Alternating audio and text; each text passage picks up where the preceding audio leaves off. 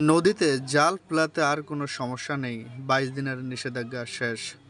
আসসালামু আলাইকুম, আশা করি সবাই ভালো আছেন, সুস্থ আছেন। আজকের দিনটা জেলেদের জন্য বিশেষ একটা ডে।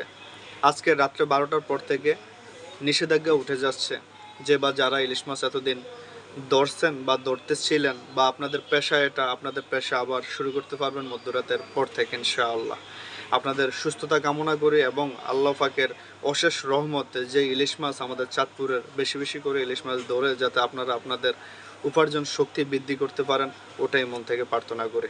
আর ২২ দিন যে জেলেরা নিষেধাজ্ঞা মেনে চুপচাপ ছিলেন, আপনাদের সবাইকে আমার পক্ষ থেকে সালাম। আপনাদের জন্য বেস্ট অফ লাক। আপনারা যাতে আপনাদের উপার্জন মাছ যাতে বেশি বেশি ধরতে পারেন, বেশি বেশি শিকার করতে পারেন, আল্লাহ পাক যাতে আপনাদের রিজিকে বরকত দান করে, সেটাই মন থেকে দোয়া এবং ভালোবাসা রইল।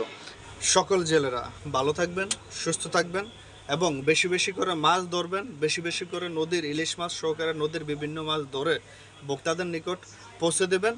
আপনাদের এই শ্রম, আপনাদের এই কাজ মূলত আমাদের দেশের অর্থনীতিকে চাঙ্গা করে, আমাদের দেশের হাজারো ব্যবসায়ী ভাইদের রুজি রুটির একটা জায়গা তৈরি করে।